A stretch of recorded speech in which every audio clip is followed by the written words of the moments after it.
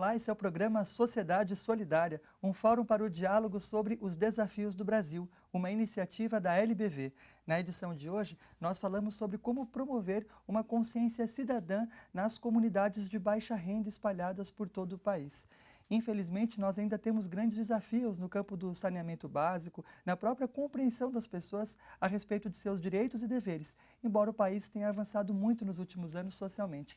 Como nós podemos fazer com que cada vez mais pessoas possam exercer a sua cidadania? É sobre isso que nós conversamos no programa de hoje, recebendo a fundadora e presidente do Instituto Agires, Heloísa Melilo. Ela compartilha conosco um pouco da sua história de vida e fala também sobre as estratégias encontradas pela organização para combater os problemas sociais que nós temos.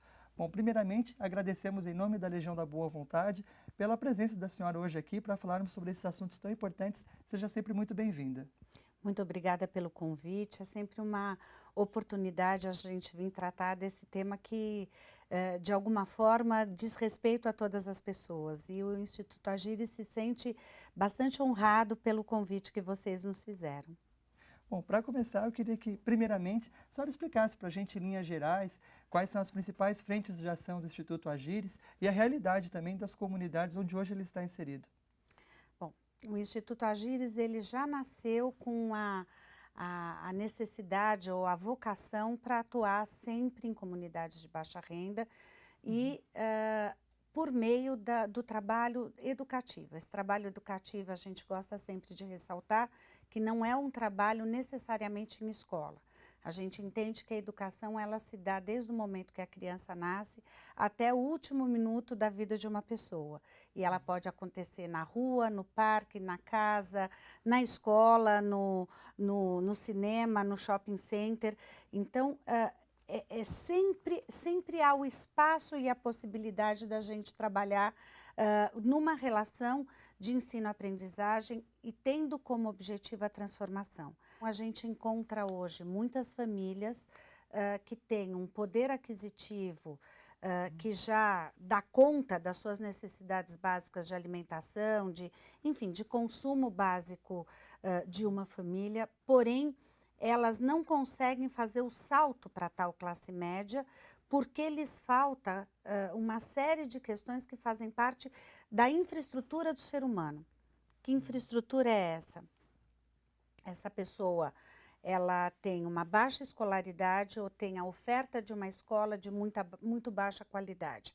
Então, às vezes, ela até tem a escolaridade formal, ela terminou o ensino fundamental ou já está terminando ou já terminou o ensino médio, mas o seu nível de alfabetismo ele é muito baixo.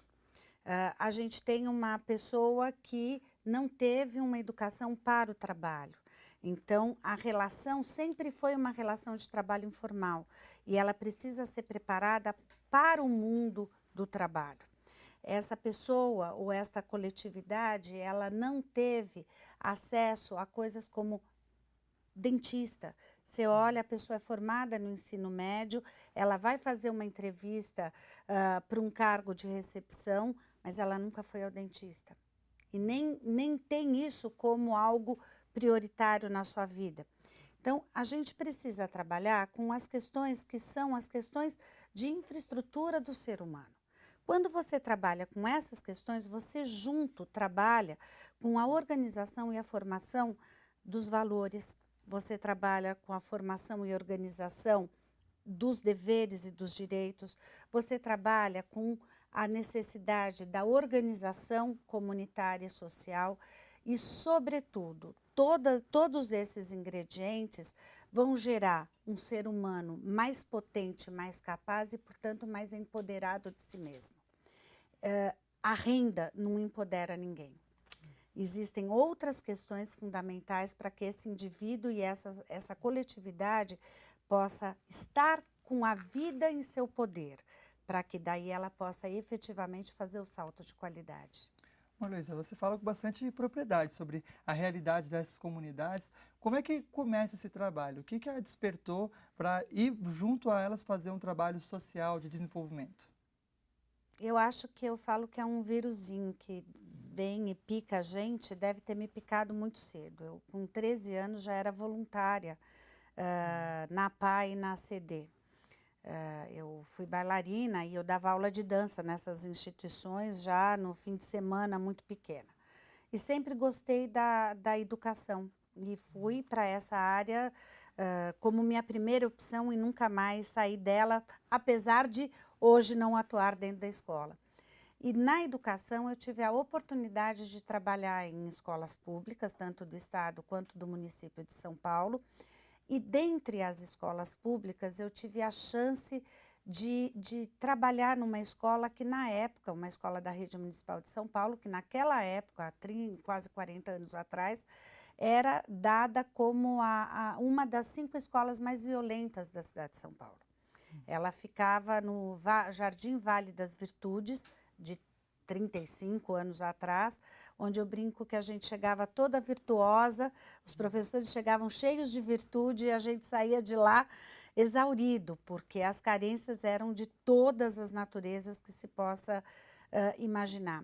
E com certeza foi lá que eu me apaixonei por estas pessoas que, na realidade, precisam de uma oportunidade para transformar a sua própria vida.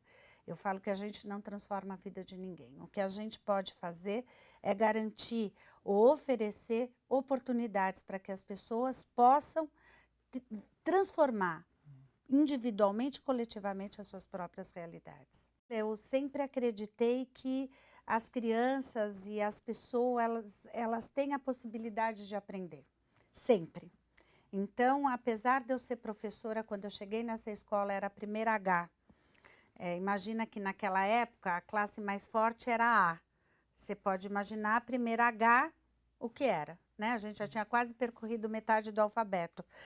Eu estava com a última classe, né, a considerada a classe daqueles que ninguém quer de alunos. Eu tinha alunos de todas as faixas etárias, com todos os tipos de problema. Enfim, no mês de abril, quando eu cheguei na sala de aula, eu fui recebida com uma carteira voando em cima da minha cabeça. Se eu não me abaixasse, a carteira ia pegar com certeza. E eu era a 4ª professora que entrava naquela sala de aula e estávamos no início do mês de abril, ou seja, 1 mês e meio de aula. E muitas dessas 4 foram embora sem aparecer, desapareceram da rede pelas coisas que viviam. Mas quando eu cheguei lá, eu tinha certeza que dentro daquele monte de ostras, né, daquelas cascas de ostras, existiam muitas pérolas e que cabia a mim encontrar onde tinha a fissura naquela pedra, naquela casca de ostra, para que aquela ostra se abrisse e aquela pérola aparecesse. E encarei isso como meu desafio. E foram estas crianças que muitas delas eram, enfim, tinham uma história de vida extremamente complexa, mas foram essas crianças, foram essas famílias e foi essa comunidade que me ensinou que sempre é possível. Das 28 crianças que eu recebi no mês de abril, no mês de agosto eu tinha a maior parte dessas crianças já em condições de pertencer a uma classe dita normal, entre aspas. Essas crianças aprenderam a ler, aprenderam a escrever, aprenderam a se relacionar de uma forma harmoniosa e, sobretudo, elas aprenderam a usar essa potencialidade, essa força que elas tinham para o afeto, para a solidariedade, para a construção e para fazer delas pessoas melhores. E é justamente sobre esse desafio de conseguir reverter as situações aparentemente mais desafiadoras e encontrar respostas para dificuldades que nos são apresentadas que a gente fala no próximo bloco. Dessa vez indo para a realidade das comunidades de baixa renda do país. Como nós podemos promover o desenvolvimento delas? É sobre isso que nós conversamos com a nossa convidada, Heloísa Melillo, fundadora e presidente do Instituto Agires. O Sociedade Solidária vai para o breve intervalo e já voltamos.